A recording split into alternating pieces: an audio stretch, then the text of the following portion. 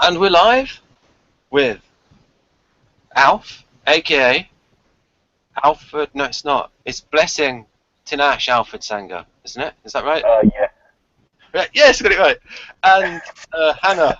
And I won't say her surname. No. Stalkers will beware. They're not getting any information. Right.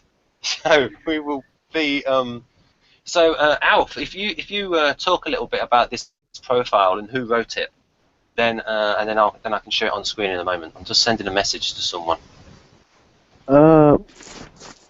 Well, the profile on the Wikisocion was actually written by Rowan. I couldn't say him because I mean he's one of the most prominent socionists in the West, really, and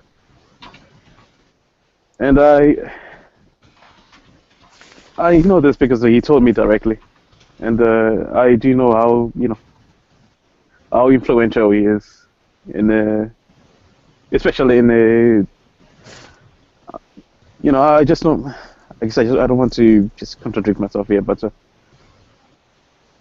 he's. I guess that's all really there is to say about it. Right.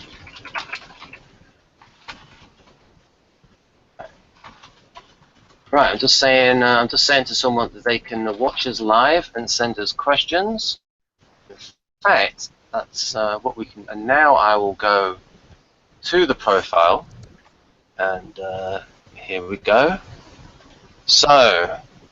Yeah, but this wasn't entirely written by Rowan. Okay. On the Wikisocion, anybody can, Yeah, that's the thing.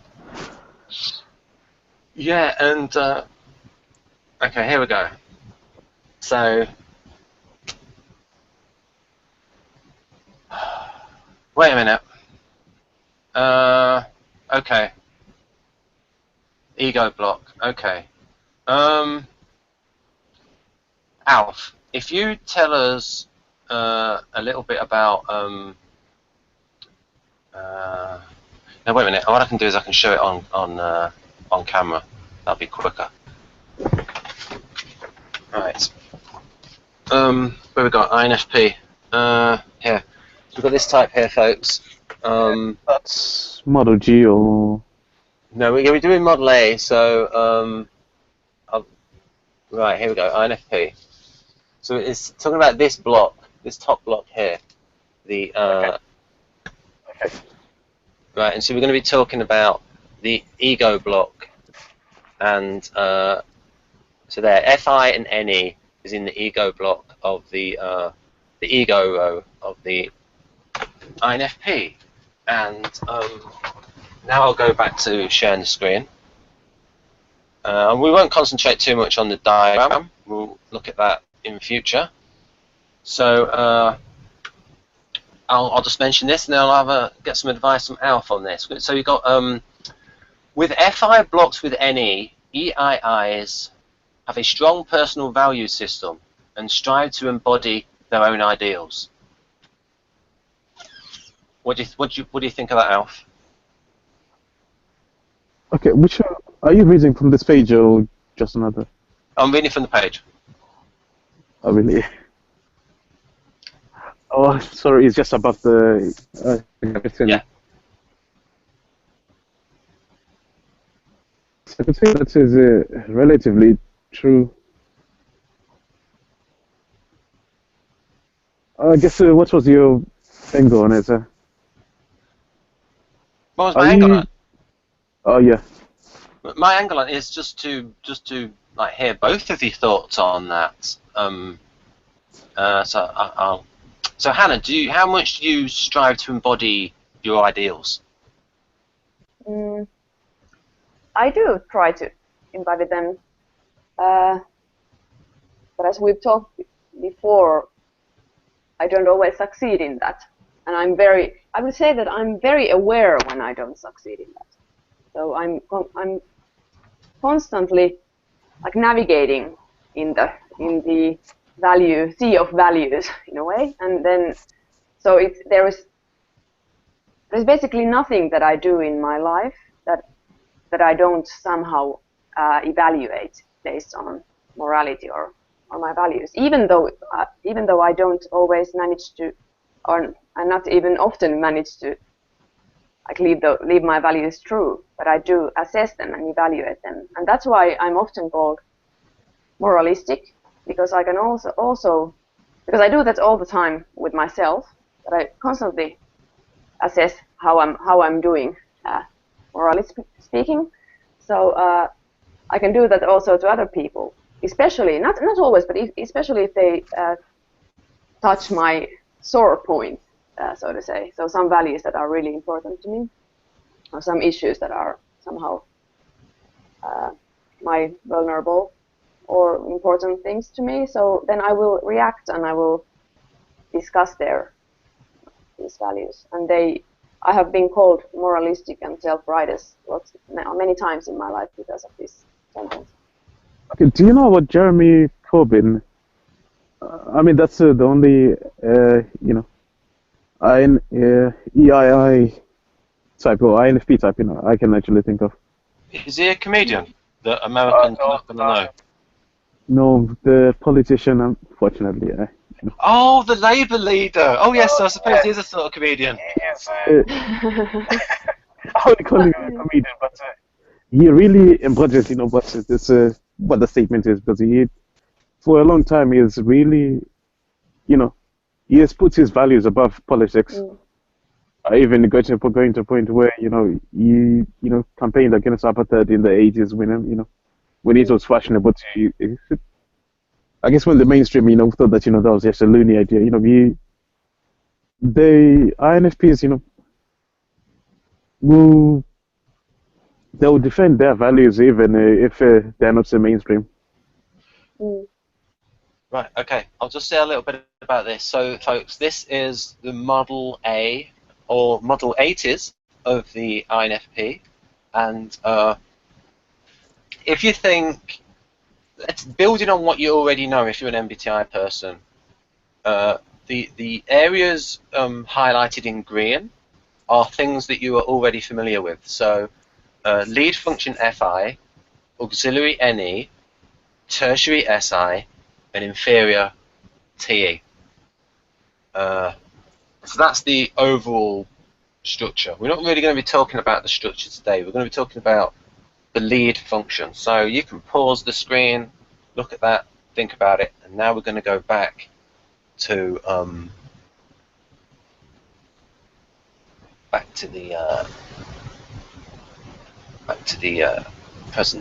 the profile.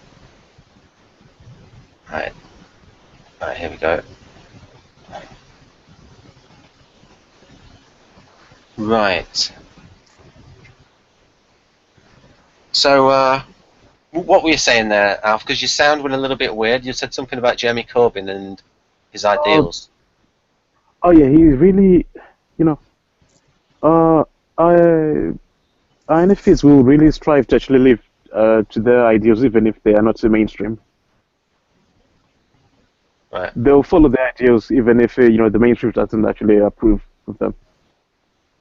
They're often, Well, what we can do with that is, if you give us some famous people in future, if you give us some famous people who are an INFP, then we can check out how much they redistribute their own money, see how much they give to charity and what they do. Because I'm big on that. People need to walk the walk, right? Not be a limousine liberal. You have to put the money where the mouth is, right? Yeah, but still, values can be differently between individuals. But still, the same thing will be consistent for the type, but then between individuals, the values could be different. Oh yeah, I mean, maybe actually be horrible people. They might advocate really crazy ideas.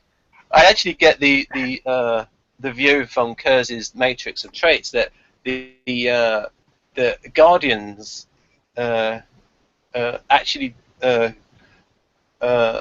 guardians actually do more for charity than idealists. But that's a generalization, because they get the idea, they talk about it more where the guardians actively give. Well, they are more concrete. I think it makes sense. Yeah. Yeah. That's probably There might be other factors involved as well, like if the society is, hey, you've got to give 10% tithing to your church, and your church does certain things in charitable areas. Yeah, well, so here we go. Be dreaming far more, and they're, I guess, they'll spend most of their time fantasizing about, Yeah, but we don't want to get too dismissive about it, though. I mean, there are going to be idealists who are going to put their money where their mouth is, volunteer, spend time. I would lean more. I would say ENFJ would be more like, because they're the one that's. I think Jeff described the ENFJ as sort of on loan from the SJs, so they're like the NF that's most like an SJ, the ENFJ. So we don't know. It's hard to generalize. So here we go. This first one. E.I.Is are very attuned to the psychological atmosphere of interaction and to their own feelings towards people and things. Take it away, Hannah. What do you think of that sentence? Well, it's easy to approve with that. I think most people would. I mean, it sounds like a compliment in a way, but it's also actually true. Because I've often been called as the emotional barometer in my family, so I tend to do that a lot, really.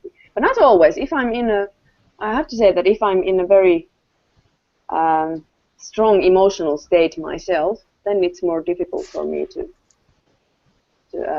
read other people, or I mean, I can get more stuck in my own emotional state. So in a way, withdraw into some kind of personal emotional bubble. I can bring Alf in on this point. So Alf, what Hannah just said there, could that be an example of the FE control function being the actual thing that reads the emotions, and then the FI sort of overriding that when there's that conflict? My sound, I think my audio just, you can't. Sorry. Could you repeat what you just said? Okay. Did you hear what Hannah said? I just said my audio was just cutting, on and off. Don't worry, just my internet connection, just Okay. Did you hear me, or which one didn't you hear? I didn't hear your, what you said fully, because my internet was. It just said a few of information. I have to think. What did I say? My memory is so good. I think I said. You felt you agreed, with it, but then as you continued, to. Yeah. Well, I said it's easy to approve with it because it's a kind of compliment to be psychologically alert. But it's and I also said that I have been called as an emotional barometer in my childhood family, and I tend to do that in company, except when I'm in a strong emotional state myself. If I'm very emotional myself, then it's more difficult for me to read other people, because I'm in like this. I call it like personal bubble of emotions. So it's so the more distant. So the less emotions I have myself, the easier it is for me to act as some kind of interpersonal psychological observer. So that was basically what I was saying. I think that in general, that's a way of the difference between, in general, INFPs are more. I mean, I shouldn't be generalising. That's not my matter. Alf, what did you think about what she said about how that relates to various models, like FI versus FE, that kind of thing, in Viktor's system? Well, I guess if I discuss it in terms of communication. Yeah. Communication styles. Do you mean communication styles? Because it's at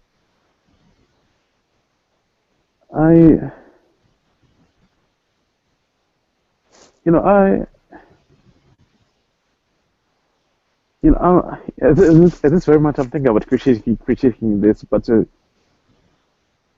then I'm not sure whether I'm just or just be nitpicking or just because on one hand you could say the sentence is vague enough that you could I guess you could say at a rudimentary level you could also apply to what's to FE types,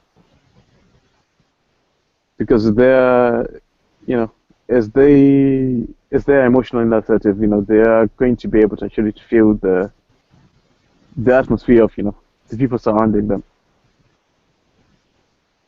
So I guess my critique would be that in a way this could apply. That sense, I guess you could mutually apply to to both FE and FI communication. Yeah. That's the thing, because as soon as you said psychological atmosphere, when you use that word atmosphere, it makes people in the type community, it makes them think of FE. Oh yeah, definitely. But it applies to both, to both FE and FI, which is partially unfortunate. But so, but I guess what would be more FI would be that they they tend to focus on an individual, and they are less attuned to whatever is going around them. Whereas with the FE, it's more assertive, and it's more about controlling that psychological atmosphere, and adapting, and I guess imposing on it. Objective isn't quite the right word, but it's in terms of the socially objective, yeah. Wait, really? Did I say that? I'm just sort of phrasing how FE works. It's more assertive, and yeah. But I guess Jung's the trouble with Jung's definition of objective and subjective, that it's yeah. What I guess it's also intuitive to understand. Yeah. What I'll say is. What I'll just say is, I'll say socially objective in terms of how society, what is agreed upon in a particular society in terms of manners and certain facial reactions, and things like that. So I'll say. Victor would say that there's actually FI in the Socionics. But if you're doing differences between that is an explicit difference between the way the ethics of tradition because FI is the ethics of tradition, social norms, and so on. It's a Victor would actually point that out. Yeah, it's. I talked to Jeff about this. There seems to be, when we talked about appropriateness, that some of it's FE, some of it's FI, where I would imagine with an INFP and an ISFP that they have an instinct as to what is appropriate, whereas the FE person has the social norms and manners to guide them, sort of learned behavior as to what is and is not appropriate in a given circumstance. And so there is going to be a combination of both, where someone, just any person, it's going to be a combination of your own gut feelings of what is appropriate and the social norms of it. And I think, this is one of the slight. I know these are details, but in Socionics, introversion is more about it's a focus. It's about how you arrange. Especially with the structural logic and both the structural logic and I guess I guess I should not use the proper term. I'm getting mal in terminology here, but introversion is also, the introversion factions are also extroverted in a way. Especially when you look at, why Victor would say that, FI is a tradition, following tradition and, not wanting to, I don't want to get into the whole argument that, yes, there are similarities between the systems, but, I just wouldn't want to get into that, but... Okay. Hanna, could you talk a bit about, because I think you're an INFP, but you've also studied manners and things like that. So what do you think the balance is for you?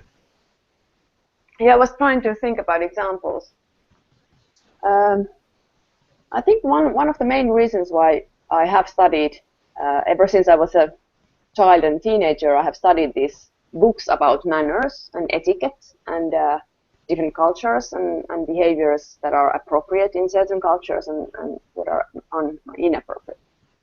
But the main reason for me is not so much to fit in socially, but to not stand out. So because I don't like to be the center of attention, and I very easily feel ashamed. So that's more like trying to avoid behaving badly. Not because I want to fit in, but just I don't want to stand out. That's the reason. And that's what I also try to teach my kids. That is like, I think it's polite for other people to behave well. But there are situations where I will cross the line, and those are when if I see something that crosses my values. So then I will not care about the social code. And I have done it many times. I mean, some people take me as very okay. They think I'm a sort of asshole in some situations because I can speak quite honestly if I disagree with some kind of behavior. Especially I hate rudeness.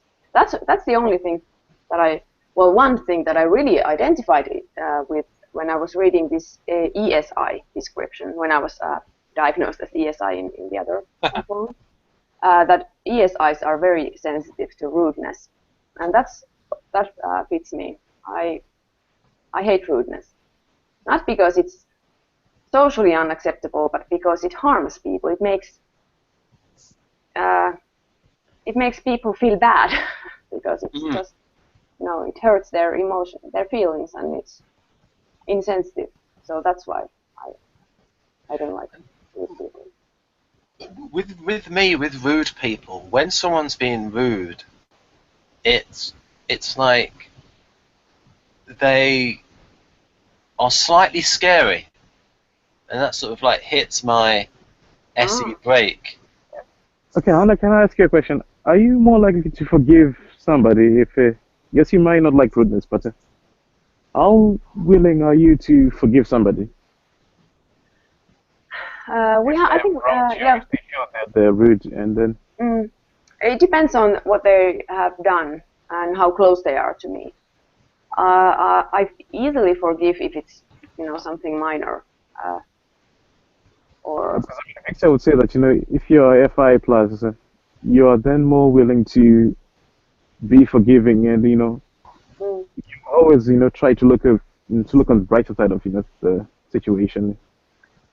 Yeah. In most dire situations, you still try to look for the good in something. I do that mostly, and I think we talked about this with Ben in one of the Gulenko videos. That I am usually forgiving, except with certain. There are a few things that I don't forgive easily, and I think there's a difference. Yeah, but there's a difference between forgetting and forgiving. So I might forgive in a way that. Okay. What Victor specifically says is that if you're an FI plus, you are less willing to hold grudges. Apparently, if you're FI minus, that's when you're more willing to actually hold grudges. Well, yeah, we also talked about this. What does it mean to hold grudges? I'm not revengeful, so I don't seek revenge to people. I can. But I mean, if you hold grudges, then you still, you know, that's a mistake will still color your perception of somebody. I mean, you may not take revenge of them, but I guess that mistake will really stick to your mind regardless of whatever they've done. And well, I usually don't trust people if they betray me. I mean, if someone betrays me, I have huge trouble trusting them. So and if you don't trust someone, then there is not really much point in trying to create any kind of relationship, whether it's friendship or intimate relationship or whatever. So yeah, I mean, you can only lose trust once. But I'm not saying that I would wish anyone bad, in that I would want to see someone suffering. Except there are a few exceptions in this. There are some groups of people that I wouldn't mind seeing suffering. So yeah, I can be. Ooh. Yeah, like pedophiles, for example. I wouldn't mind seeing them suffer. Oh yeah, I would have them in stocks. Mm. so there are some. So I can admit, yeah, some people I wouldn't mind seeing suffering, but in general, I don't like to hold grudges, and it makes me very anxious if there are some disharmony, and I try to avoid having those kind of things. But it is true that I don't forget easily, because I don't forget anything. Okay. Anything that has had my emotions attached to. If I have, like, the more emotional attachment I have to someone, the more difficult it is for me to forgive them if there is some kind of betrayal. So. Okay. I guess Viktor would probably use that against you as an argument for being, ENFJ. Yeah. Yeah, but there was interesting. Ben, do you remember where it was written that E.I.I, I mean INFP, Yeah. they are prone to forgive, except with some issues. They can be it can be more harder for them. I remember reading it somewhere. It might be in the profile. Yeah, so Alf, while we're here, we'll take advantage of you. So if you want to ask Hanna any questions about about her type, because she is wondering if she is INFP or ENFJ. So if you can ask her that while I go look for the profile. Okay, I guess I wasn't spontaneously thinking of asking you this, but okay. I guess, why do you think you're an introvert in Socionics? Or what do you think being introverted is? Well, I think I see myself as, well, I don't so much see myself as an introvert. I see myself as an FI lead, if that makes sense. So I think of all the functions. So of all the functions, it's been easiest for me to identify with FI. Oh, so that's why. Have you read about FI, Viktor's, FI functions? Have I read them?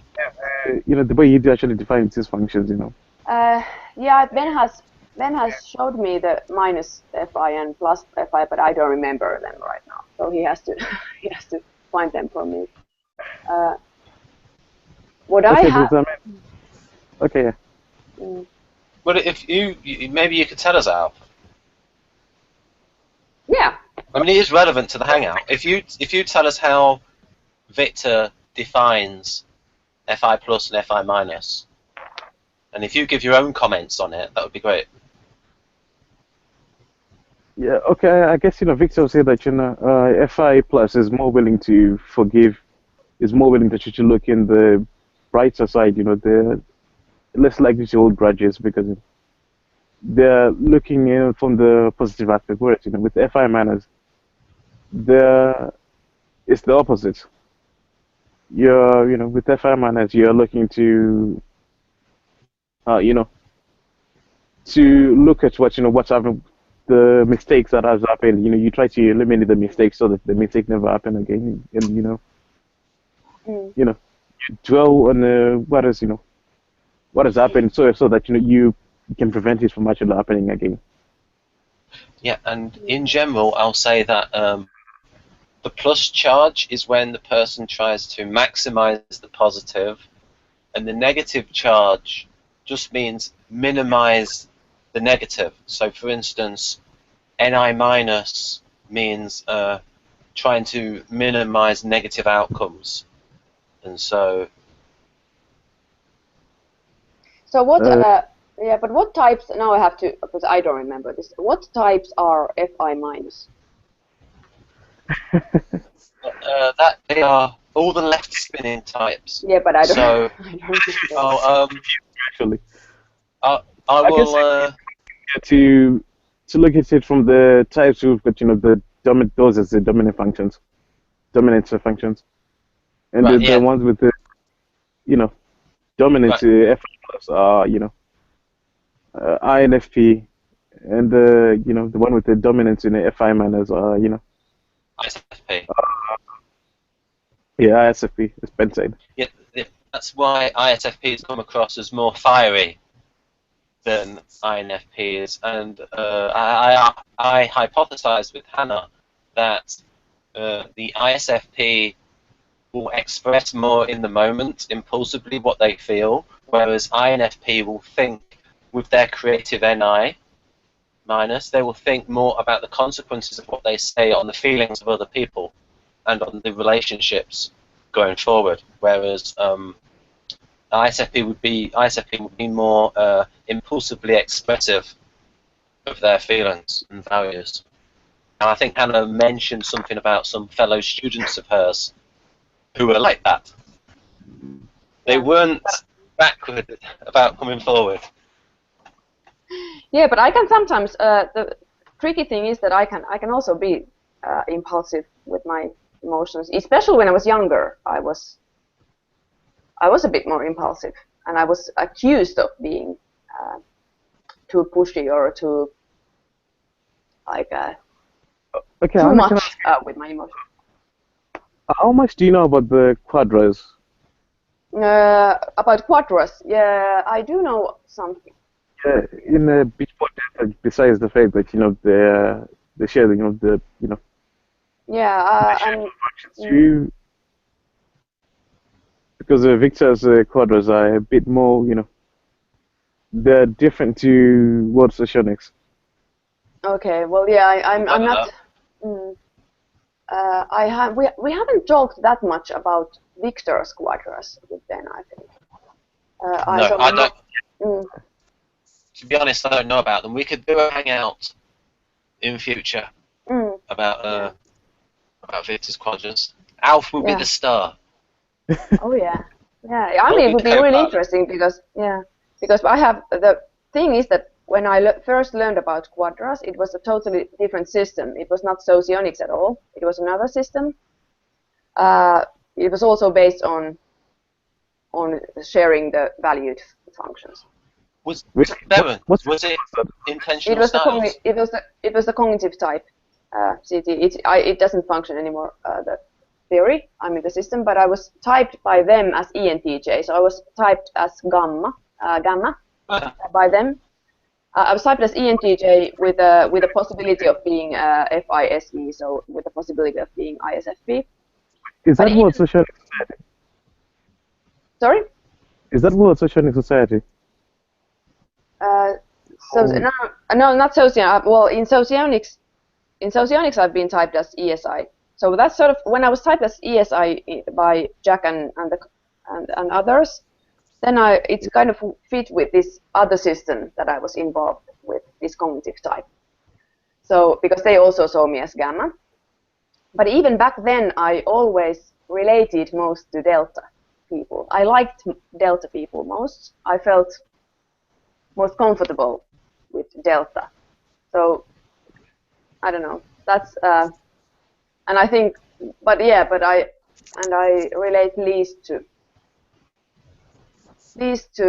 maybe, well, I don't know, alpha or beta. So I could give you a quick overview of the Okay. I mean the quadrants in accordance with Victor. Anyway, I guess if you're going by the subtype names, I guess the first I'll say the first even the Victor. I would have betas as the first type of quadra, and they are the dominant types. They are the authoritative, the assertive, They are the types that that will construct society. They are more interested in actually, creating a stable, They are autocratic in a way. They like to control society, and they are really assertive in the, in how they introduce their values and yeah. Yeah. And then the other thing about quadrants, Victor would say about quadrants, that quadrants are like especially I'm actually forgetting how to actually explain this, but they are. I mean, Ben, to you, and anyway, Yeah, we can go back to yeah, because it's a difficult topic to explain. Quadras are really thorny because they're very tricky. That we would prepare quite a lot for.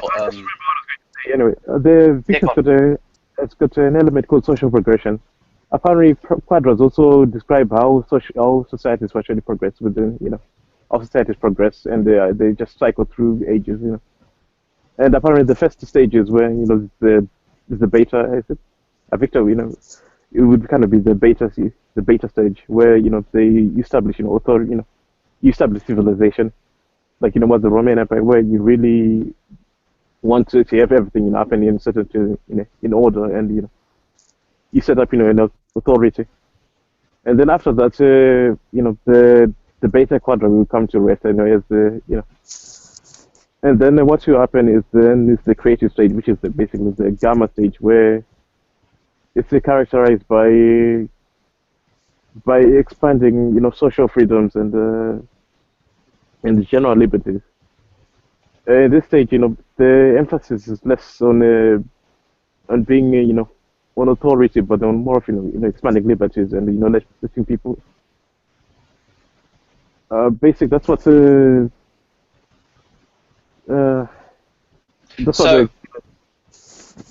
So in Western Europe, we sort of like have the delta values that have taken over from. Yeah, that is that's the gammas, because apparently after the gamma, what did they they have all this freedom? What will happen is that there will be society they create will become unstable, as some people have a lot more than others, and then what will come with this is then the delta society, where they try to check in all the innovation that has been undertaken by the by the gammas, and then try to and if we yeah, what it is in just in general terms is half of the electorate in the United States and in Western Europe, they're going to be guardians, and guardians are also called security seekers.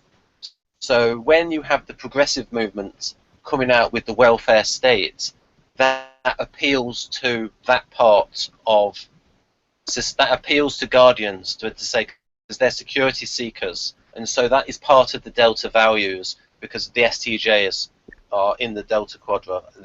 So the welfare state appeals to their, so when they have social security insurance for the pensions, that appeals to those delta quadra values. And then the gamma quadra was more second half of the 19th century, where it's more on productivity, a proper economy, gold standard, nice, fantastic technological innovation, so to where we almost had aeroplanes at the end of the 19th century. But a lot of people, which led to the rise of Marxism, and the way people were just desperate for any alternative. That's why people went to, it wasn't entirely perfect. If you're at the bottom, really, you could really struggle with it. Yeah, but also if you looked at the 19th century, the price of food and clothing throughout the 19th century decreased. It decreased. So this shows how deflation is good. That decrease. And we're going to get to. We can do future videos on economics, and I want to do them with Alf in future on economics. That would be great. Got to do new graphics. Can I just explain the final part? Apparently, after there's been a lot of regulation by the Delta Quadrant, what happens is then the final, I guess the final stage of the cycle is the alpha part, where the people start longing for so much regulation. They start longing for new ideas, for anything new that's fresh, that would be exciting. I imagine that as the INTP is coming and talking about Austrian school economics and libertarianism and trying to convert people with their wonderful TI. But anyway, apparently, despite that, even though the alphas were actually offer a breath of fresh air as the harmonizing types, Oh, still not. Yeah. Can I ask you why this happened? Did this happen because did Viktor see the Soviet Union as in a delta phase, and then the breakup became alpha stage, or did? No, he says that it was they tried to integrate both the beta and the delta way of actually managing society, and somehow it was unstable and it failed somehow. I mean, that's how Viktor would explain it. That's what Viktor explains it. From what I've heard from him. Yeah. But I think you'd class both of Russia as being more gamma now. Alf, I think with your sound, if you hold it slightly further away, your sound will be better. Let's see. I think it's already felt that way because unfortunately I'm on my phone and the sound quality is not. Okay, that's okay. Right. I'll just. That's interesting. This is the sort of thing that we need some graphics for. So I'll try and do some bullet points. Yeah, go on, Alf. After you said, after the alpha stage, then you get the beta stage again, and then the cycle would repeat itself.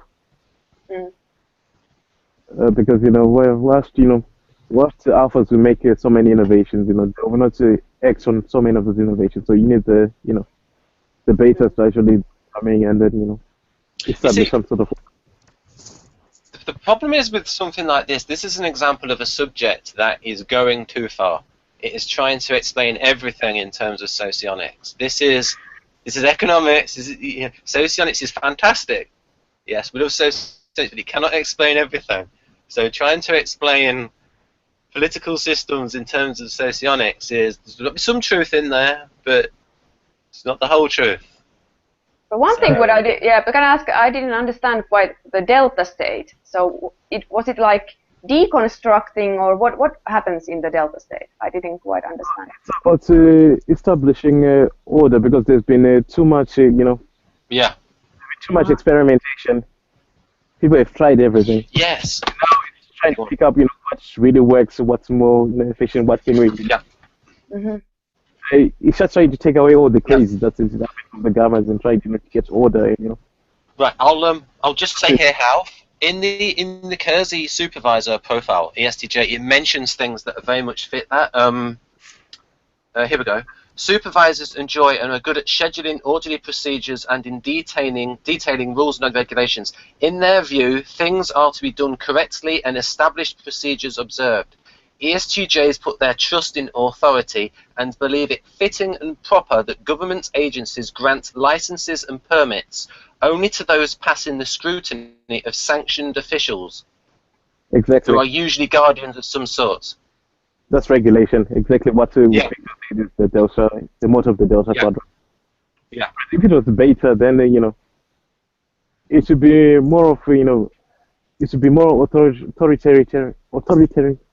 Is it- I don't know, I'm getting my. Authoritarian. But what another way of looking at it is, and to simplify it even further, is whenever there is a society, it's always going to eventually become more guardian over time, because they are the temperament that, first of all, there's more of them, and they are the ones that are most socially connected. So over time, societies do become more guardian. Well, I think it's biologically explained. I would say that, everything happens in stages. Yeah. Everything happens in stages. You have an alpha, a beta phase, a gamma phase, an alpha. A beta, gamma, delta, and an alpha, and they keep cycling. Yeah. Well, what happens though? It's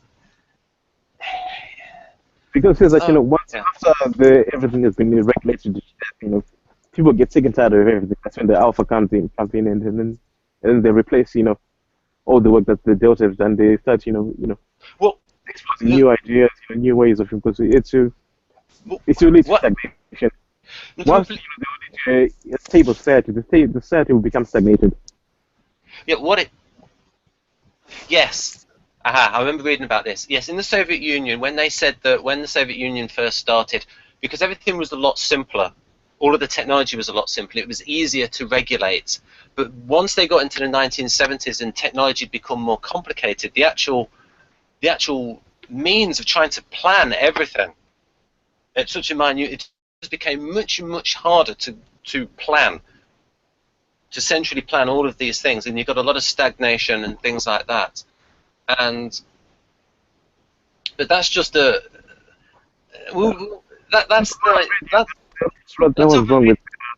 other videos though. That's a different. Yeah. That's a political theory thing, of about the size and scope of government, getting to a certain size. That's another subject. I don't, because we could talk about that for ages. So what I would like to ask Hanna is this particular bit of, and we will do, because this bit here. Right, so Hanna, how much are you, when he says there, and their own feelings towards people and things? Well, this is something that I've tried to think about a lot, because in MBTI I have sometimes debated between ENFP and INFP for myself, but I don't think I'm ENFP because I'm just so different from real ENFPs. But the reason is that what is my first orientation? Sorry for just interrupting. In MBTI, I think ENFPs are more. They are in a way more observant and reactive, not always with emotions, but with well, they are perceivers first, and I don't think I'm a perceiver first. That's why I've been more inclined to think that I'm INFP, because I have very strong first reactions, like emotional reactions. So I tend to, even if, well, this thing is that I have always operated quite fast, so it's sometimes hard to analyze what comes first, like observation or emotion or whatever. But I know that I tend to get more stuck in my emotions, at least. So I tend to spend more time in my head and in my own emotions. So that's why So you feel more than you observe in a way. Okay. Right, I'm just trying to show someone who might be an ENFP in one of my videos. There she is. This, I'll just,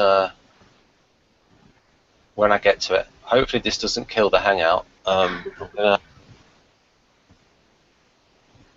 Right.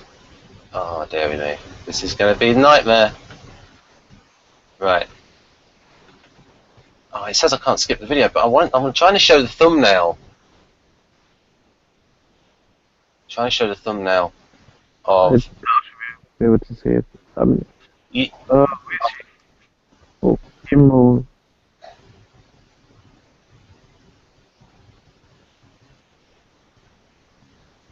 this chick here. Millie with her teddy bear, and she has a lot of NE. And so, talking about ENFPs, I think she's an NE lead, and and she's also somebody. Interestingly enough, she thinks she's an INFP, but to me, so if people want to see this video with Millie and her teddy bear, who looks like it's about to fall asleep, but if you want to see an ENFP, maybe she's an ENFP, maybe she's an ENTP. Right, we'll get back on topic. Right. So Hanna, how much time do we have left? Well, yeah, I think I can, like 20 minutes, maybe. Okay, here we go. Yeah. Right, so that thing there about Jack Aaron in his video talked about he doesn't necessarily know how he feels towards people in a finely grained sense. Mm-hmm. I was just wondering, for you, do you have like, it's a very fine, like, you know exactly how you feel about lots of different people, and you have them lots of categories for people. Well, I have lots of categories for feelings, but my feelings, yes. my feelings vary. So I don't necessarily have only one feeling towards one person. So that's a tricky thing for me. I can have a bunch of emotions towards people.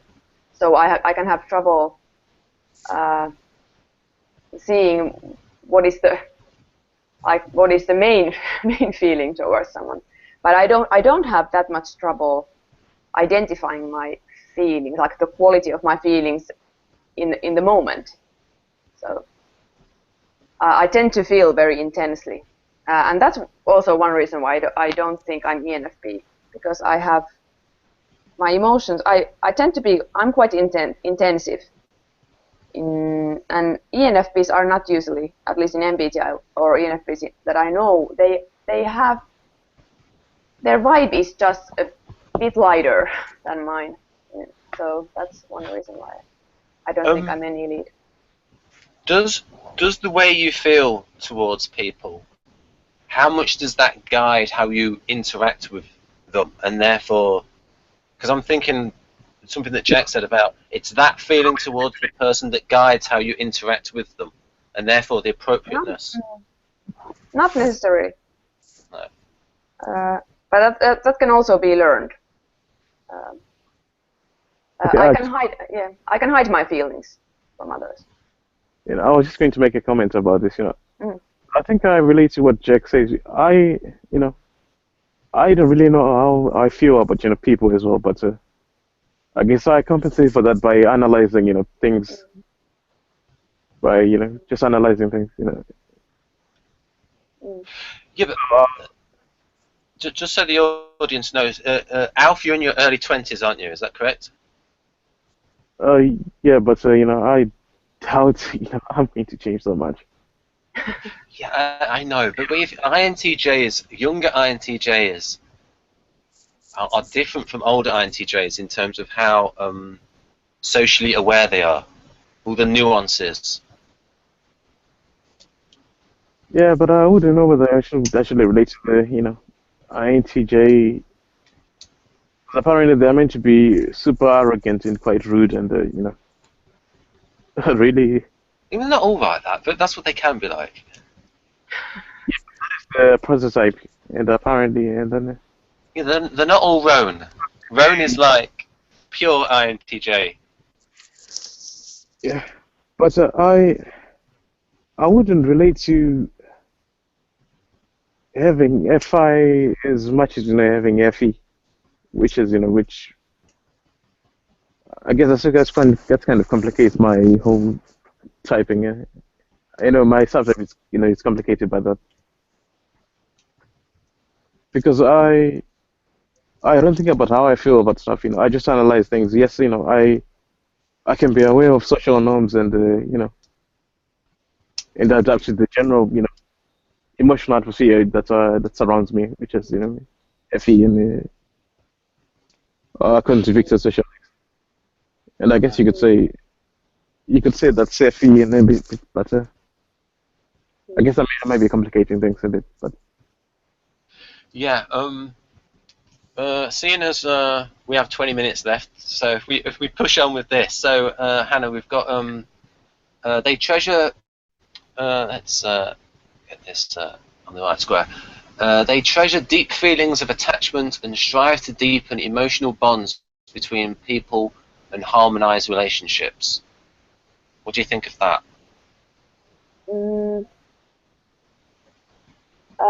Yes, but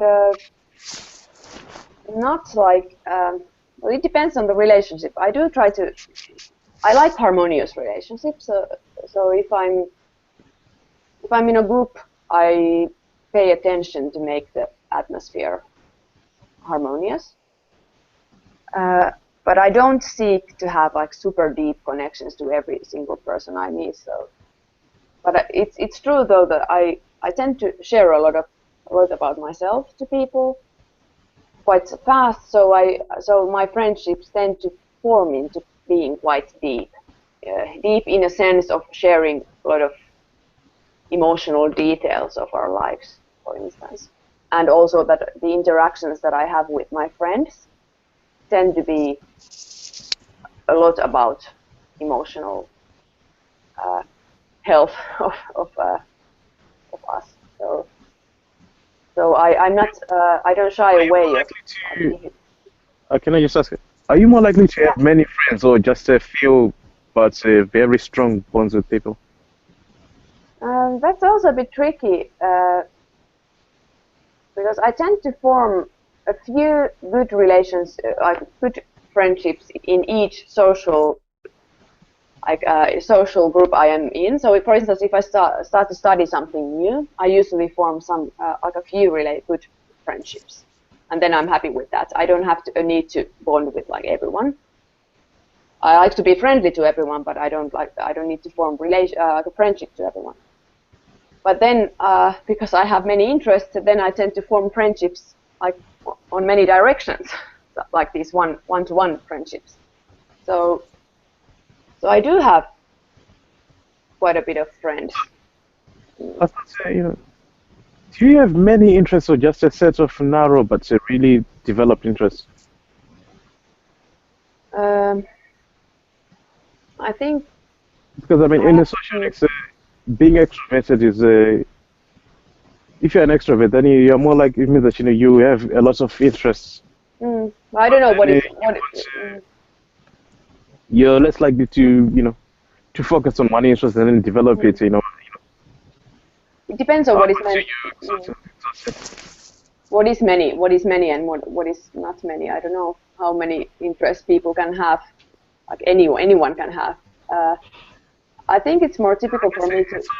Your approach to to learning things. Do you find yourself just restricting the stuff you focus on and just really keep on focusing on one subject up until you feel that you've exhausted it. Yeah, I have some special interests like these personality typologies that I get really deep into, but we have talked with Ben about this. I tend to change theories, so I don't get attached to only one theory within this personality typology thing. I like to explore different theories, so that's why I have been typed in many different systems, and I like to gather these different theories and different approaches. So that's typical for me. But of course, the overall interest is personality typology. Or with any other interest that I have, I tend to explore that interest from as many angles as possible. So I'm not very faithful for systems. I'm not faithful to Socionics or MBTI. I mean, I don't. So I just like to know as much as possible. But I can't say that I would be very deep with my knowledge in a way that I would know that much about makes one. you more extroverted than introverted. Yeah, it can. Yeah, yeah, it's possible. Socionics context, but Alf, I've got an idea for you. If you have an INFP which has accentuated NE, could that lead to their cognitive style being more holographic panoramic because of the accentuated NE? I guess you. That's. I guess that's a bit. That gets a bit complicated because. Well, I'll explain what Hanna said there about different angles. That's holographic panoramic. Yeah, Victor also said that INFPs are casual deterministic, but then they are also what's the other one? Is it vertical synergetic? Yeah, yeah. Just as INTPs would be both what holographic analytic, and then they also have the other negativist version, which is it the What which is it dialectric algorithmic? I was sort of thinking was, But this is what I was sort of thinking. ENFP is a holographic panoramic, so they different angles, all that kind of stuff, lovely. And INFPs are a different cognitive style. I was just wondering if the INFPs with accentuated NE, so when you look at someone, oh, this INFP is a little bit more like an ENFP. I'm just wondering if will the cognitive style be a bit more like the ENFP as well? yeah, I doubt it, because I mean the other thing Victor would say is that the core type remains stable. Right. They will still have their strongest functions will still remain. There will be NI, Those two those will still remain the strongest functions ever. They'll still be a lot more similar to other INFPs than any ENFP.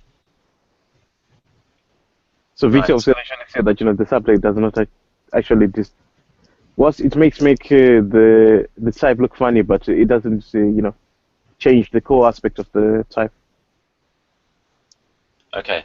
So we've got about 15 minutes left now. Is that right, Hanna? Yes. Right. Okay. So this one here. When those people that the E.I.I, so INFP, is close to suffer emotionally, the E.I.I will do everything in her power to raise the emotional condition in the individual, often at the E.I.I.'s expense.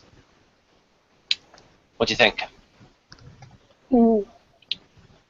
That's my first mode of behavior. So that's what I will do at first.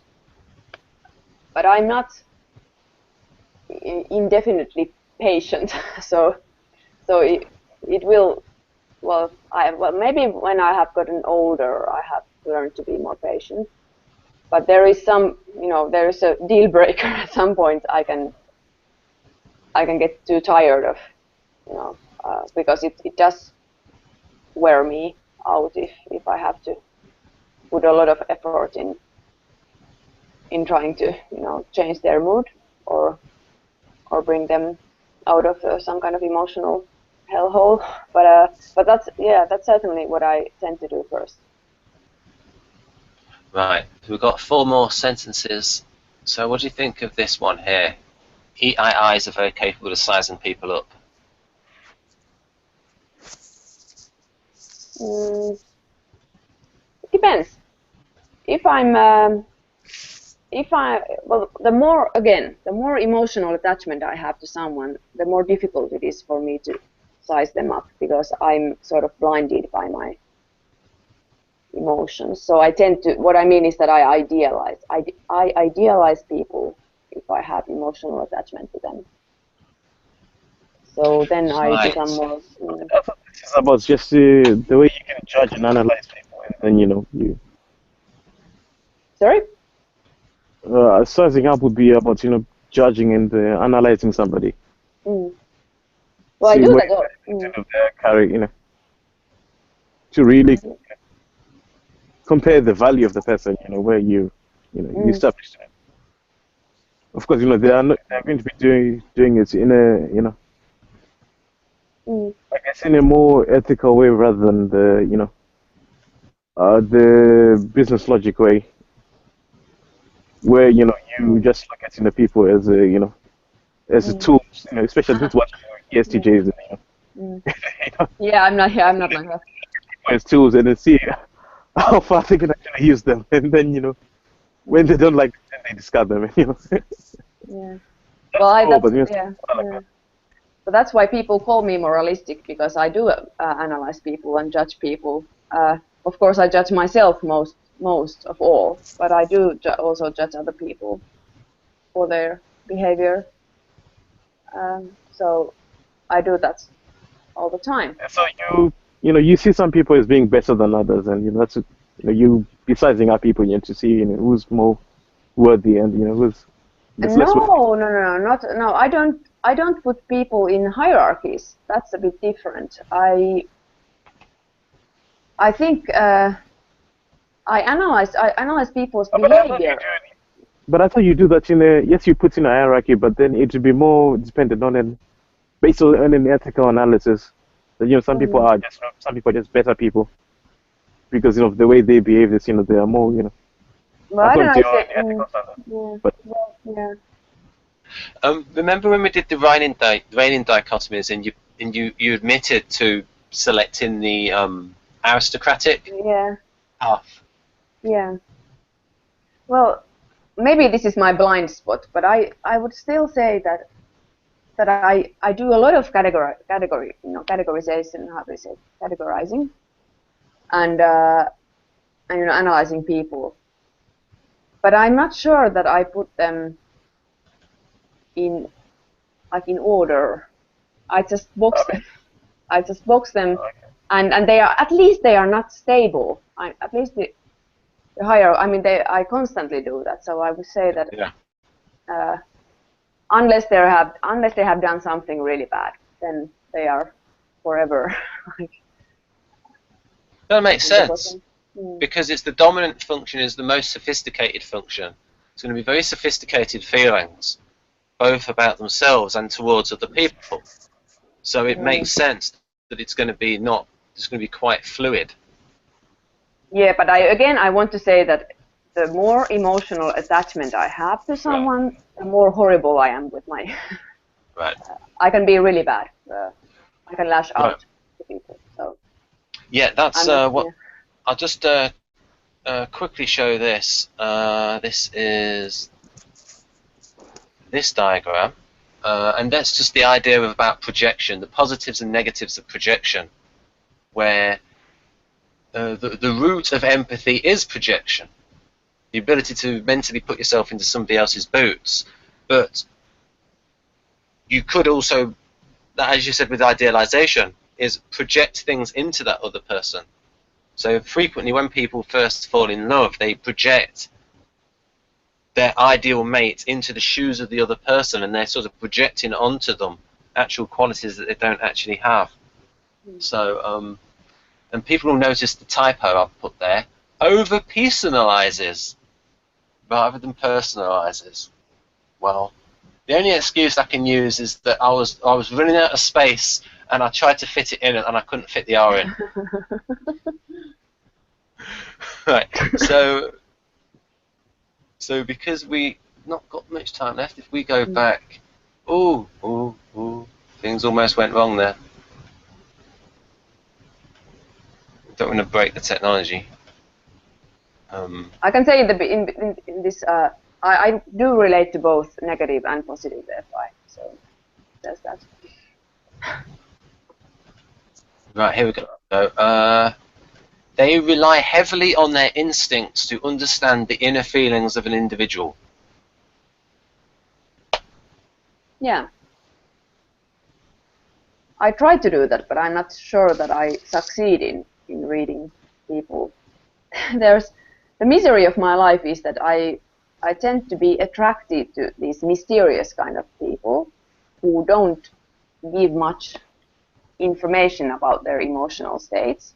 So they're like eternal enigmas to me, which is quite frustrating because then because they're hard to read. So I project a lot on them. So, but I do tend to, if I think, well, I'll take an example of my life. Then I've told Ben I take like cold-blooded type. yeah, in a way, or not necessarily cold-blooded, but just they have this wall of. Are you aware of the theory of communication styles? Socionics. So I feel somehow. I feel drawn to those kind. You read about it, or...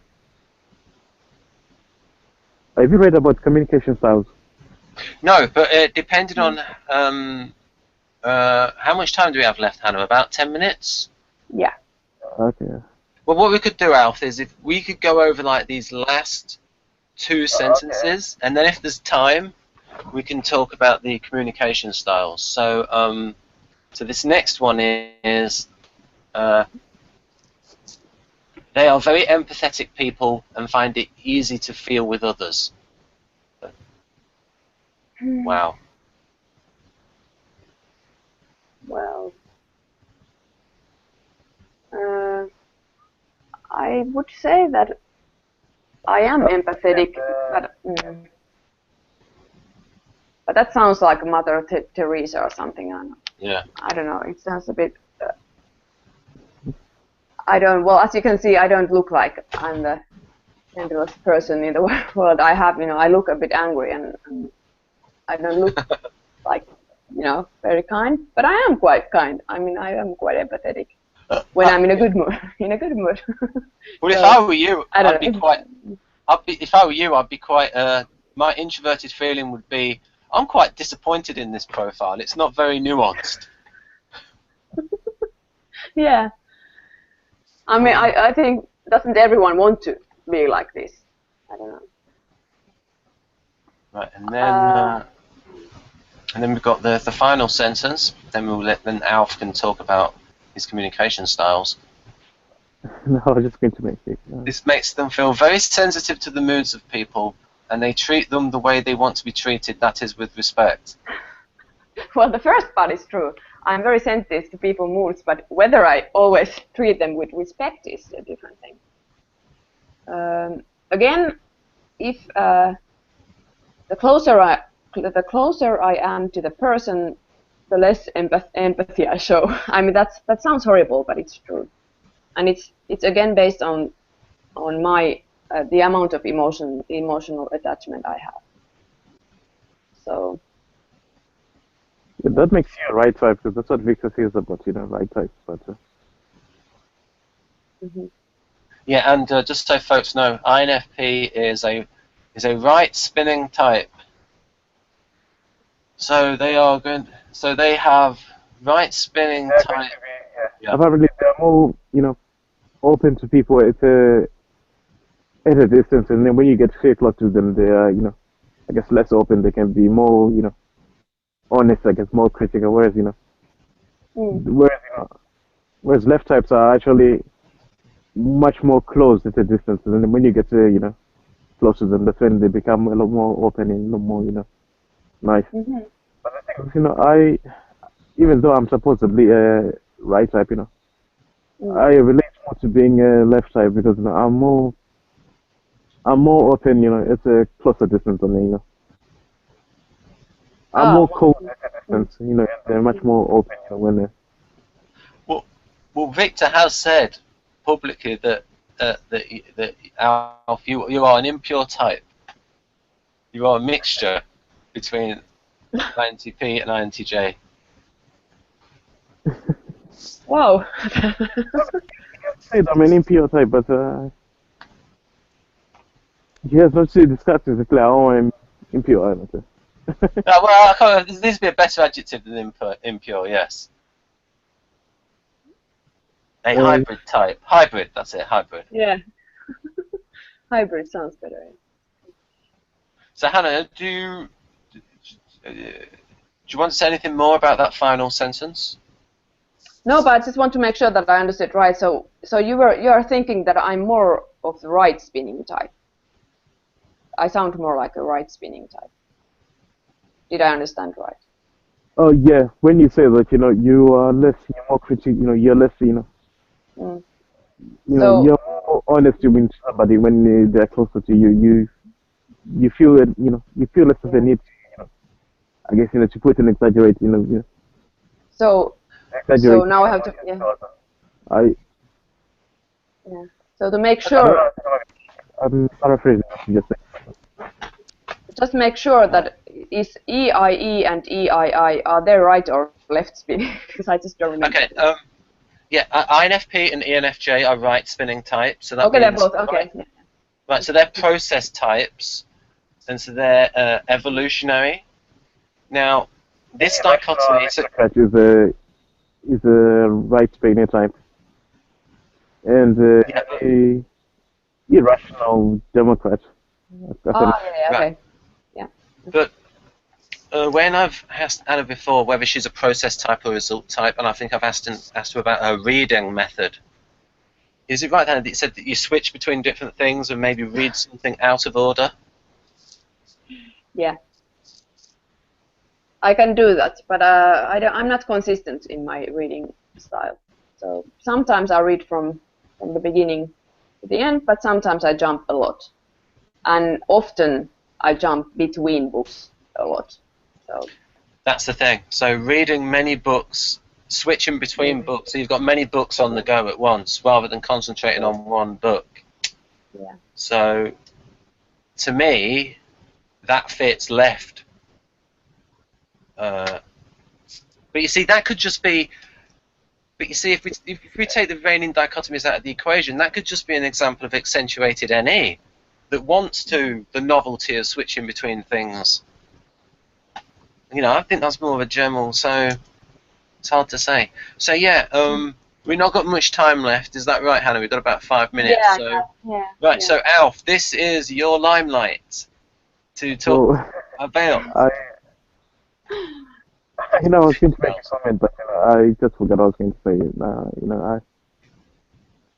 I just lost it. But I remember now what I was going to say. When Hannah said that you tend to, or when you said that you tend to feel, I guess you tend to be drawn towards the quiet, silent types. Yeah. Those type of people will be what Victor has called, cold-blooded types, because they are less emotionally expressive. They are more, what you are describing there are, INTPs, INTJs, and ISTJs and ISTPs. Mm.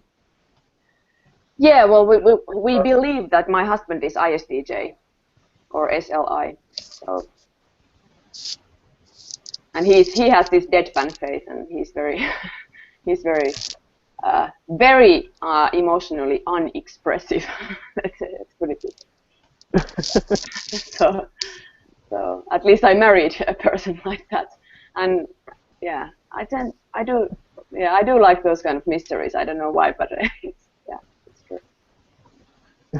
Oh yes, So, and so do you think that? So do you think that is telling of my type? So would that fit? Yeah, that is strong because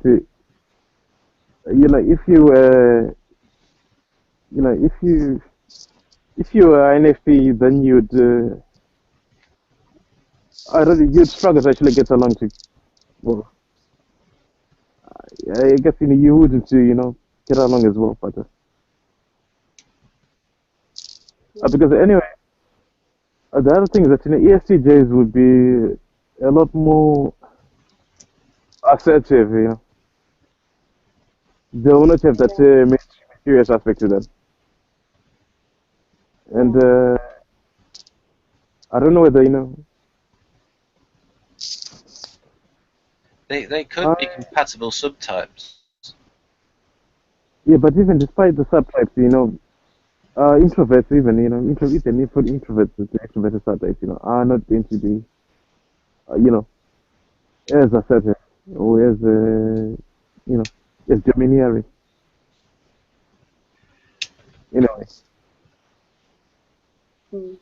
But the worrying thing is that if I was ENFJ, I mean, if I was E.I.I, and my husband was SLI, I mean, I would be with my conflictor. Or that would be. But, there's this view like the theories are not compatible, despite they're they're not very compatible. Well, I think Hannah's quite sure that he's a guardian, and like he's taken various tests. Oh yeah. Inspector, is a. Yeah. Well, I'll just on November 22nd we're going to do a hangout on SI, and I'm going to bring in this up about the definition of SI and that particular type, about which one is which. I will bring it up. It will be mentioned. Cool. So yeah, Alf, do you want to talk about those communication styles, please? Yeah, I think. Well, I mean, the other one is then yeah. I just I was going to talk about the second one. I wasn't really prepared. I was really prepared to talk about this, and unfortunately, I'm not going to. I know I tend to be bad. It's I mean, that's why I'm stereotypically cold-blooded, because I tend to be better at writing things in text, where I get all the time to actually lay all my thoughts in a coherent way, where I can actually present them in a way I feel they would actually be best understood, where there won't be any loss in detail, and ironically enough, that was well expressed. So we'll just give you time to get on a roll. Yeah, I just have to plan everything out before I. Okay. But that's why my past hangouts have been actually horrible. But I do take comfort in the fact that Viktor has actually identified that this is an issue with my type of communication, which is cold-blooded. If I was a business type, I would be I would be on the ball. I would just get to the point straight away, and discuss all the prominent aspects of the whatever issue that had actually crossed my mind. Where you just talk on the fly, and that is what Jeff says. What Jeff says about Alf's communication style. He says it's a bit like his older brother, who's an INTP, and it's that what they do is when they're saying something, another idea comes into their mind, and they don't finish the sentence, and they start another sentence. I do that sometimes as well. I do that. I also do that. Does he find that frustrating, or just? Oh yeah, you did say that. You did say that you find this frustrating, isn't it? Or? That I hide. No, it's just what Jeff was talking about when he was talking about how he disliked the way INTPs would randomly start changing the subject from whatever they are talking about. Yeah, I know. Mid-sentence, and they would do it mid-sentence as well. Because what we do is we see where something's going to go, and then we'll get an idea, and we'll change the sentence halfway through to something else. And Jeff was saying, "What? Where were you going there? Don't." And it seems that to him, he thought that INTPs were actually quite stupid because of that, because they couldn't complete a sentence. They couldn't get a sentence out. Can I just ask you a question? How do you feel about people that are that are very assertive in their communication? The people that actually feel like dominating the conversation, they would they would set the agenda, and then and then dictate it. And then how would you feel about it? Yeah? Those type of people, because in theory, if you are indeed a passionate type, you would find it difficult to get along with people that are just that are sorry, am I being clear? Or Oh you mean what kind of people I tend to get along with? Yeah, would you, do you get along with people that are very assertive in their communication, that are very imposing? Well, I personally don't mind people who change subjects. But not change, but then the people that are just assertive. Assertive. Yeah. Just want to, detect their agenda. Oh, they annoy me. They annoy me. Yeah, they annoy me. If people are. Those would be what's that called? That was going to make you a passionate type, because in a passionate type are also assertive. Whereas if you were if you're an emotive type, if you get emotive communication, then you just simply adapt to those people. But I don't easily adapt to. That's another argument for being ENFJ, because you're a passionate type. You tend to dictate the emotional atmosphere of the community more. And apparently you'd get along best with with people with structural logic, because they're more likely to be patient. They're more likely to listen and adapt to you. Yeah. You instead of actually. Yeah, it's true. What we can do is, Alf, we can ask Hanna, what communication problems do you have? What's your communication experience with ESTPs?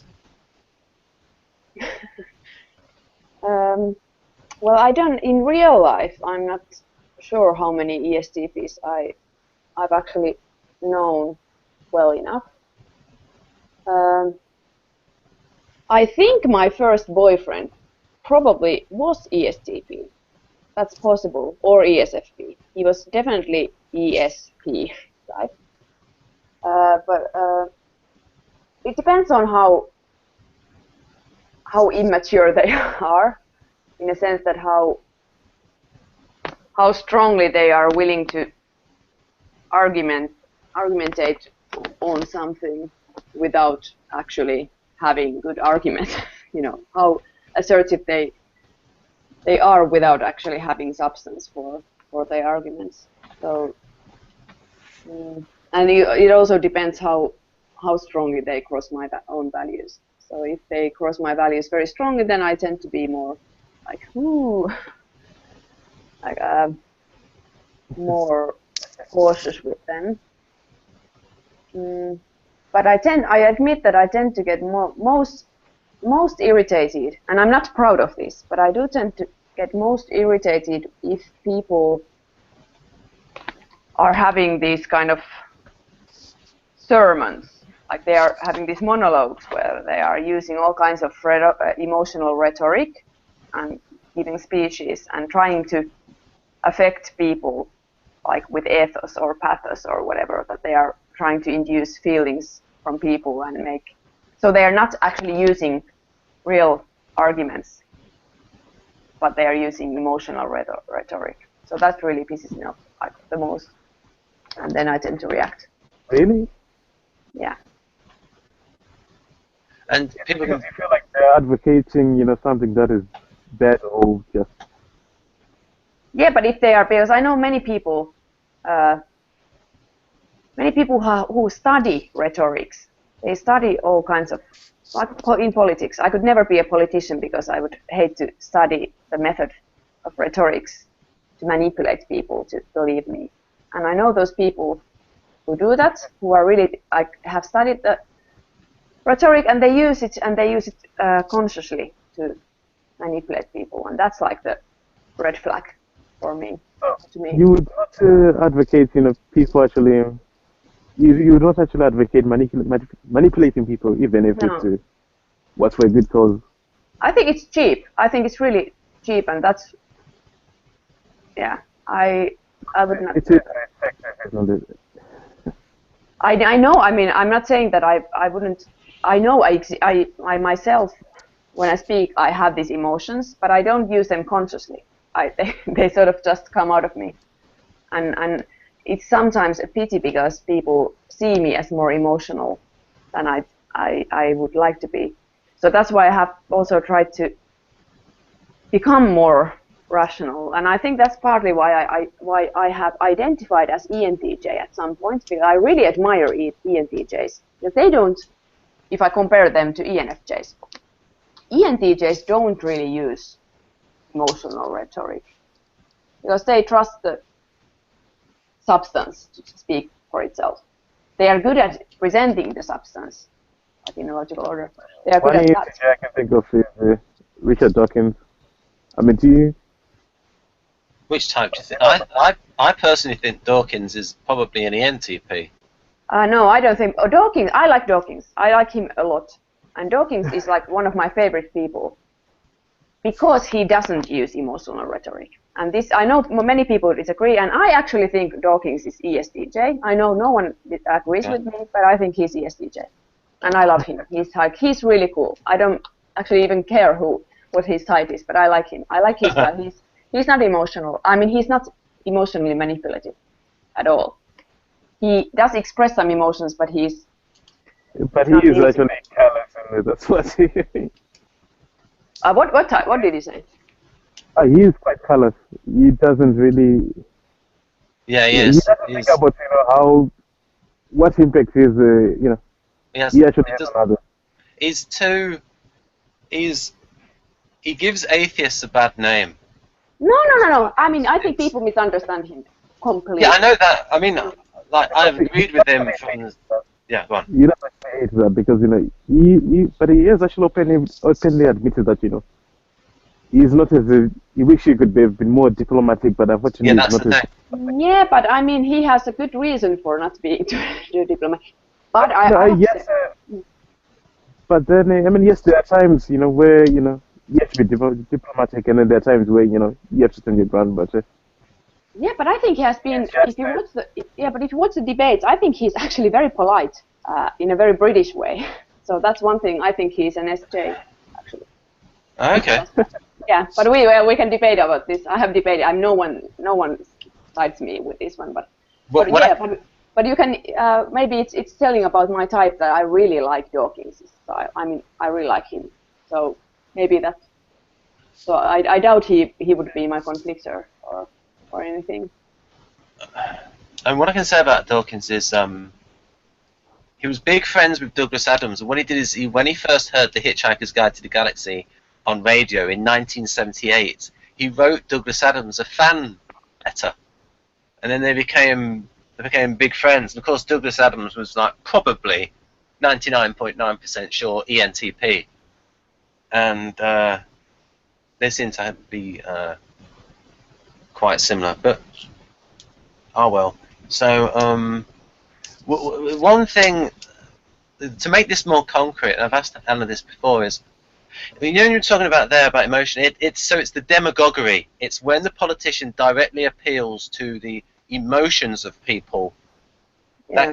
There's usually three kinds of persuasion. There's persuasion by character, where you question someone's character or you assert the character of someone. Oh, this person said this. You respect this person, or use emotion, or you use reason. And it's the appeal to the emotions that socialists do and racists do. They both are demagogues, in my opinion. Well, it depends on socialists. I wouldn't say that all the socialists are. Yeah, well, from my point of view, it sounds like demagoguery. Okay. Well, okay. I disagree, but whatever. Yeah, but I mean, seriously, I find that those kind of demagogues, they are like... But Slovenian, intellectual, Slavoj Žižek. Do you know anything about him, or No, I don't. Unfortunately, I don't. He's my prototype for being, ENFJ. Oh, you mean the philosopher? You mean the philosopher? Oh yeah, Slavoj Žižek is. Oh yeah, sure, yes. I don't like his style at all. At all. No. So maybe that's telling of my. I don't know if it's telling of my. I don't. In general, I don't like continental philosophy that much. What do you think of Stefan Molyneux? I'm pretty sure he's an ENTP. Stefan Molyneux. He's a Canadian philosopher, libertarian philosopher. Oh, I don't know him. Yeah. I'm a naturalist. I like naturalist philosophy. So, yeah, I'm a scientific realist and naturalist, and Right. and so Yeah. I see that as a clear TE value. Yeah. So, So an empiricist almost. what? Sorry, what? An empiricist. Yeah, Emperor, yeah, yes, definitely. On that side. Hume is great. Hume is one of my favorite, like, historical philosophers that I like, and then, yeah, mostly. Oh. Yeah. You could have mentioned that when we did the videos, the 4 questions. Oh yeah, Yeah. yeah. I guess we didn't talk about my Because we favorite. yeah we concentrated a little bit on the theology, I think. Yeah, but I don't see myself as a theologian. I see myself as a humanist. Yeah. That fits with you liking Dawkins, the empiricism. Yeah. Wait, what did you say was what did you really find frustrating about Slavoj Žižek? Okay, I admit I haven't read his work much, but he falls into well, as I like to categorize people. I also categorize philosophers. I mean, I might enjoy some of his writings, but I know that as in general, I find this more continental or postmodern or this kind of style of doing philosophy, I find it a bit annoying because I don't like, well, because I see it a little bit as emotionally manipulative.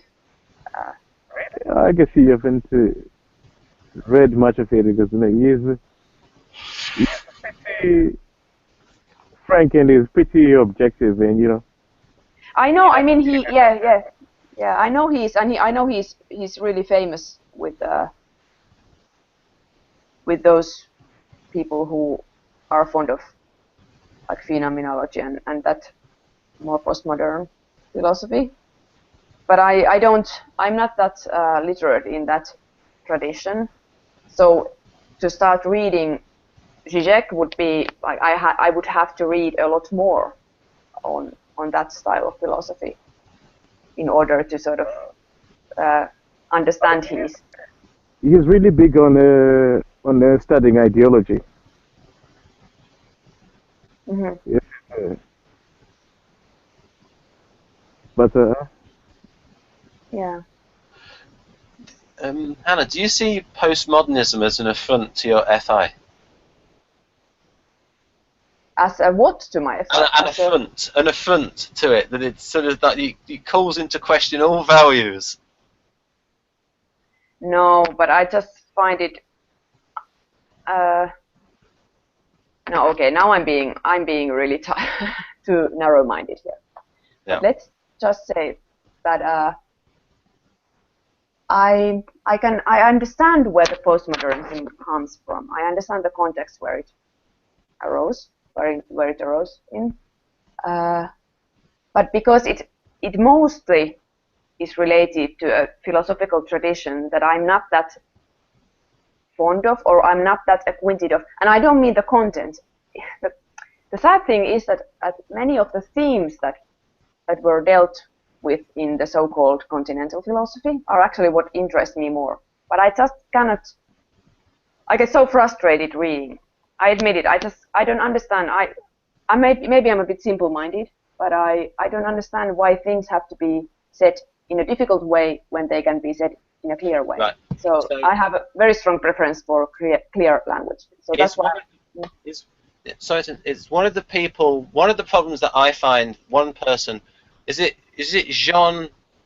Is it Lacan, the guy that was the Freudian and the mathematician? He wrote in a very complicated French philosopher Lacan, and then there was Derrida, who looked at linguistics, and then it's pretty similar between Derrida and Wittgenstein, and then there was well, Husserl was one. Well, if I think about phenomenology, like Husserl, and then Heidegger, and people, and they wrote. For example, Heidegger, he he wrote in a really complicated way things that could have been said like in a lot more simple way, and I just don't like that. Or I get frustrated. I understand that some people get some kind of highs from that, reading that, and I don't criticize them, but I just personally don't feel drawn to that. Right. Kind of. Right. For the person that I was sent the link to, what do you think of Nietzsche? What do you think of Nietzsche and Schopenhauer? Are you asking me? Yeah, yeah. What do you think of Nietzsche? I like Schopenhauer. I was supposed to. At first, I was supposed to do my PhD about Schopenhauer. He's great. He's great because he makes me laugh in he goes so far in his I mean, he's so cynical, but he's a good writer also. So I like Schopenhauer, and I of course like him because I studied comparative religion, and I'm a naturalist, and he was an important person, like who introduced Eastern philosophies, Western philosophy. So he had some pretty fresh ideas at that point of the history in European context, not in the whole world. I mean, he was talking about many Buddhist kind of things, like what is about the will and the role of the will in human nature, and how we should overcome or try to overcome. But he was quite pessimistic about how we can overcome the will that creates the suffering. You know? Oh, there's a Doctor Who story from classical Doctor Who called Kinder, and I really like this story. It is Jeff Miller's least favourite story. He's an ESFP. He does not like the story at all, but it has all of that stuff about the wheel, and it was written by a Buddhist, and so it's a really good story. That Kinder. Okay, I'm not a Doctor Whoian like many people are. So yeah, maybe I should watch it just for the philosophy. So last question: what do you think of Nietzsche? But Nietzsche, I think he was. I guess he was a good writer, but he got a bit sick, so his ideas got a bit wild. I much prefer Schopenhauer. Right. I also understand where Nietzsche came from. I mean, his ideas were also criticizing whenever I read philosophy or a philosopher, I always try to put them into the context of their own time.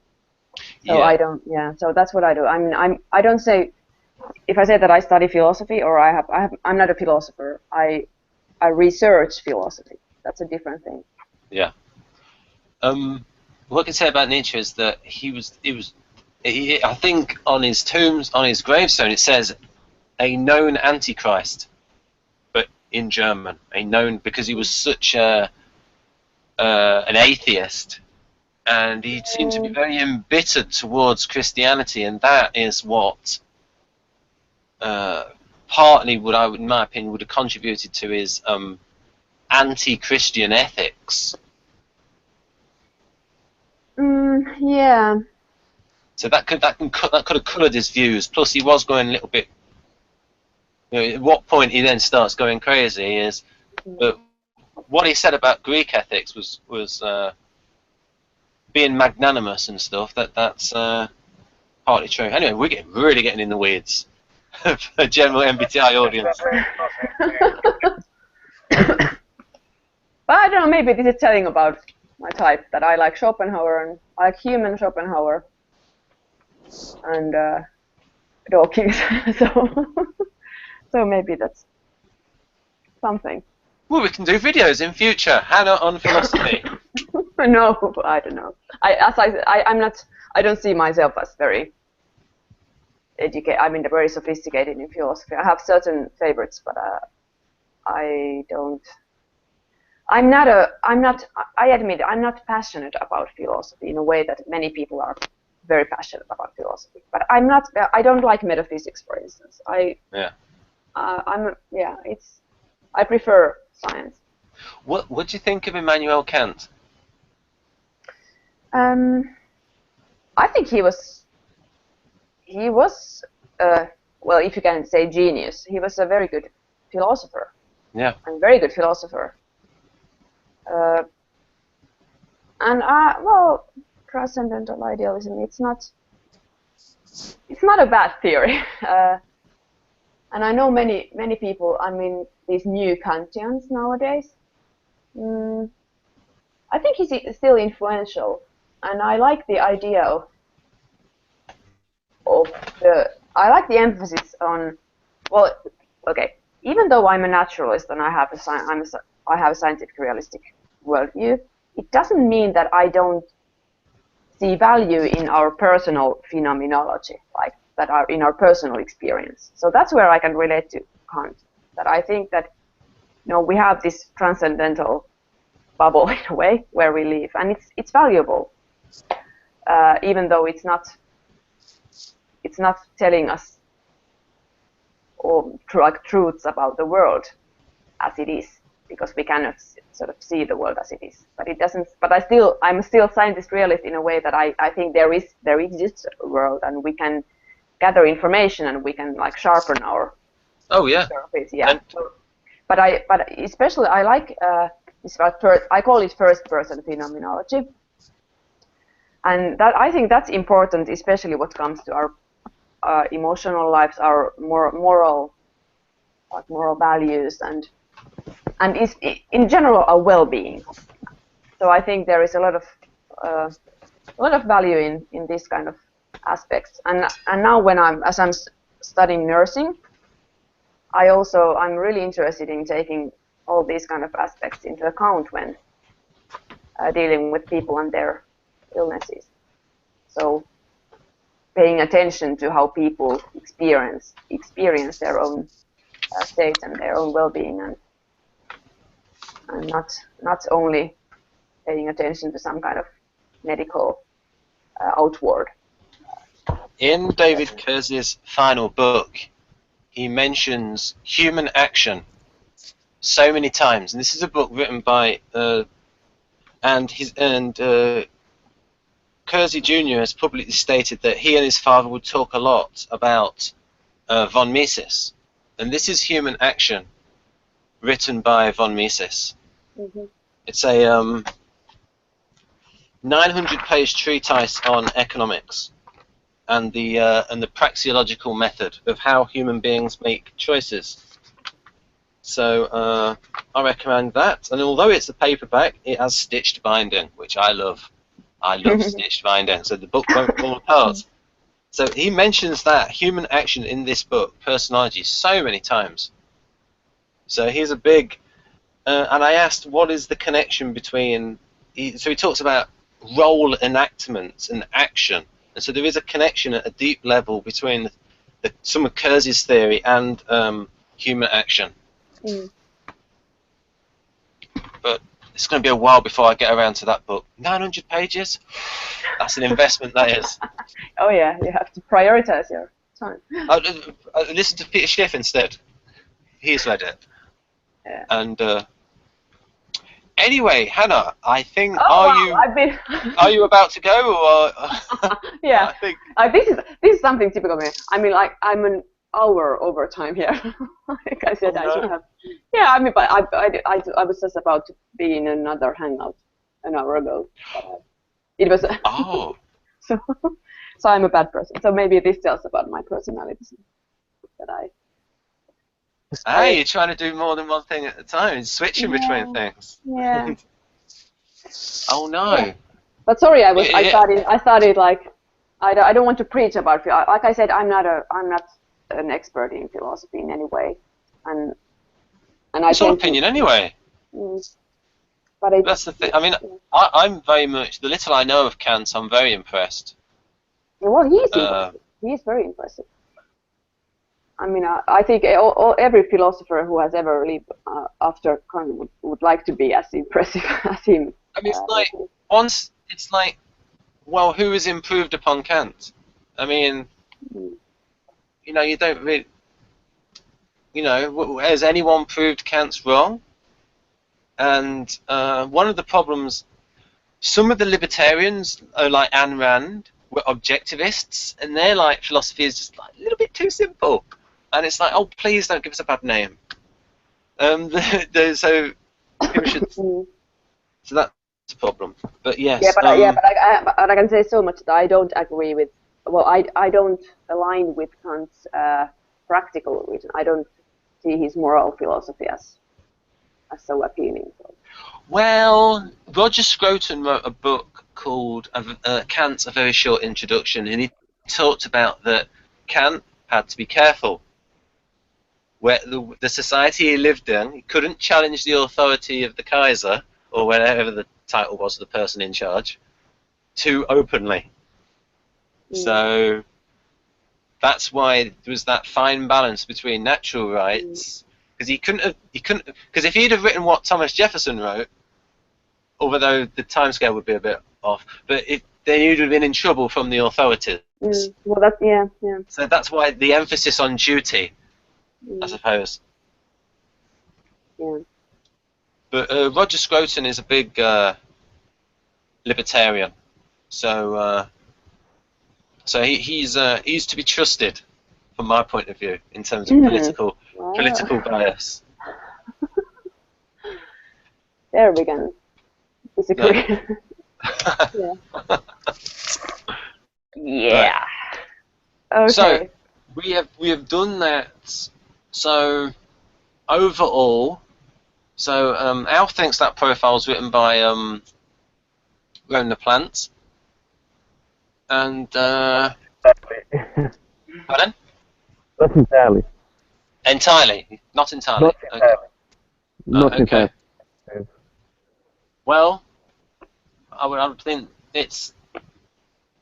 I think the Model G one is better, and that's based on the Google Translate version that I was able to like take about half from it, but I can see that being better.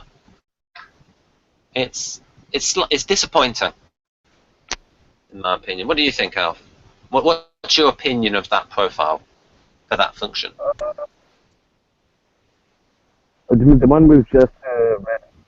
Yeah, the one we've gone through. Yeah, on Wikisocion.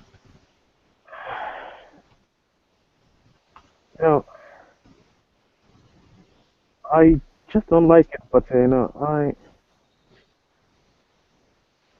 maybe because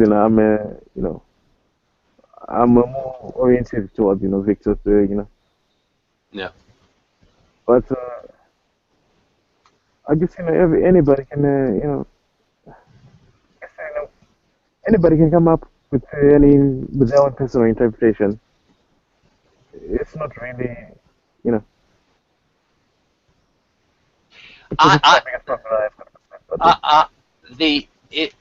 The impression I get is that it's not actually been heavily thought over.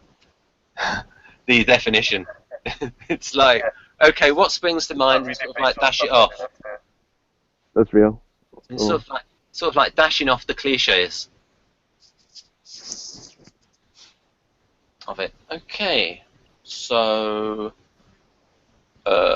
it is 11:09 in Finland, and Yeah. I don't want to end up being an excuse. That Ben kept me late, husband.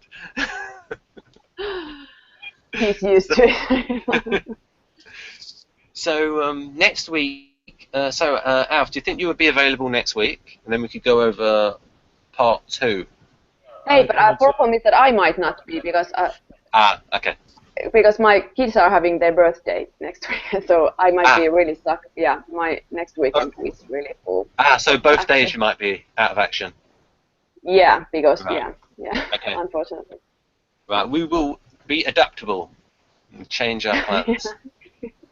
Yeah, I might be able to do some other nights then, maybe.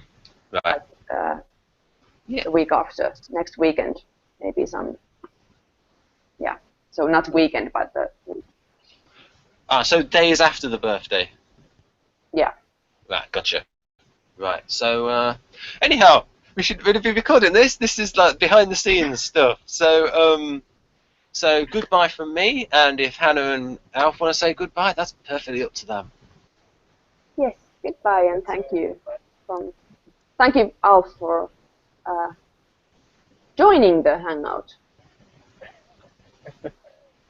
Thank you too. Excellent. There you go. INTJ using FE. These things happen. Yeah. Right. Bye, folks. Gonna press stop.